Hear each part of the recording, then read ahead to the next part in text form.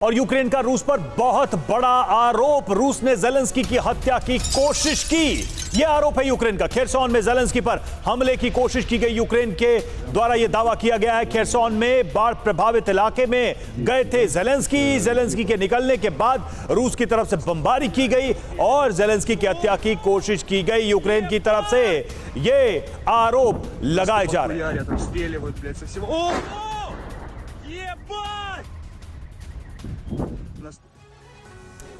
तो Zelensky Kherson के जिस इलाके में गए थे वहीं रूस ने बम बरसाए।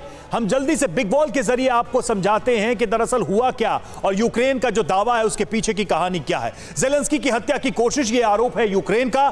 खेरसोन में ज़ेलेंस्की के दौरे के वक्त भीषण हमले किए गए रूस की तरफ से और बाढ़ प्रभावित इलाकों का निरीक्षण करने के लिए ज़ेलेंस्की वहां गए थे, लेकिन इसी बीच रूस की तरफ से लगातार आक्रमण किया गया। ज़ेलेंस्की जहां पर मौजूद थे उसी जगह पर रूस की तरफ से ये अटैक किए गए, ये हमले किए गए। ज़ेलेंस्की के वहां से निकलने के थोड़ी देर बाद ही हमले शुरू हो गए। यूक्रेन ने ज़ेलेंस्की की हत्या की कोशिश का आरोप लगाया है रूस के ऊपर कि रूस की तरफ से जो ये हमले हुए हैं दरअसल उसका निशाना ज़ेलेंस्की थे और ज़ेलेंस्की की हत्या करने की कोशिश की गई है।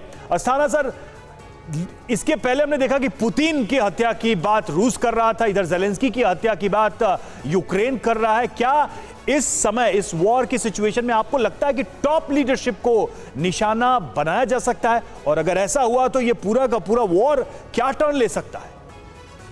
देखिए, इस संदर्भ में मैं ये कहना चाहूंगा कि अभी ये फ्रोजन वॉर से ये डर्टी वॉर हो गई है। अभी डर्टी वॉर जब हम बोलते हैं तो इसमें दोनों साइड से, जैसा कि आपने बताया, एलिगेशन लगे हैं कि ये बोल रहे हैं कि पुतिन को मारने की कोशिश की थी, रूस का कहना है, और ज़ेलेंस्की का कहना है कि ज़ेलेंस्की को मारने की कोशिश की थी। अभी हालांकि इसमें भी कोई शक नहीं है कि फायरिंग हो रही है और फायरिंग, उस ड्रोन अटैक भी हुआ मॉस्को में और क्रेमलिन के ऊपर अटैक किया गया। और दूसरी चीज क्या है कि ये जो स्टैंड ऑफ अटैक है, ये टेरर अटैक हो रहे हैं, कुछ स्टैंड ऑफ अटैक हो रहे हैं, कुछ सैबोटाज एक्टिविटीज हो रही हैं और ये तीनों के ऊपर ये ऐसी एक्टिविटीज हो रही हैं जिसको वो लोग डिनाई कर रहे हैं। दूसरा बोलेगा भैया मैंने तो नहीं ज़ेलेंस्की को टारगेट किया, उसी मुताबिक यूक्रेन कह रहा है भाई हमने तो नहीं मॉस्को को मारा। तो डिनाइबिलिटी भी बिल्कुल डिनायल मोड पर भी हालांकि दोनों तरफ से नजर आ रहे हैं।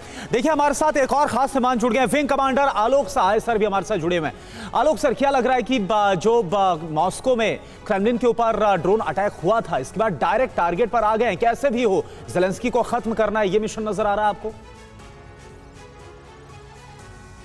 जी हाँ, इसमें कोई शक नहीं है कि पुतिन का ये टारगेट होंगे, पुतिन अब टारगेट करेंगे ज़ेलेंस्की को, इसमें मुझे कोई शक नहीं है। और इसीलिए पुतिन अब बारी बारी से काफी तेजी से एक जगह रुकते हुए नहीं दिखेंगे, उनको अपनी लोकेशंस बराबर चेंज करनी पड़ेगी ताकि उनका लोकेशन को ट्रैक करके इमीडिएटली कोई लॉन्च ना हो रूस की तरफ से।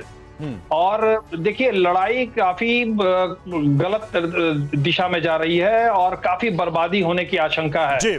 न सिर्फ एक दूसरे के नेताओं को मारने की कोशिश की जा रही है, बल्कि अगर आप देखिए कि ज़पोरिज़िया में जो युद्ध की जो स्थिति है वहां पर न्यूक्लियर प्लांट है, उस न्यूक्लियर प्लांट को जो पानी सप्लाई होता तो था, आप कह रहे हैं कि इस युद्ध को हारने और जीतने से ज्यादा ये विनाश की तरफ बढ़ता नजर आ रहा है, जिसमें नुकसान ज्यादा बड़ा हो सकता है।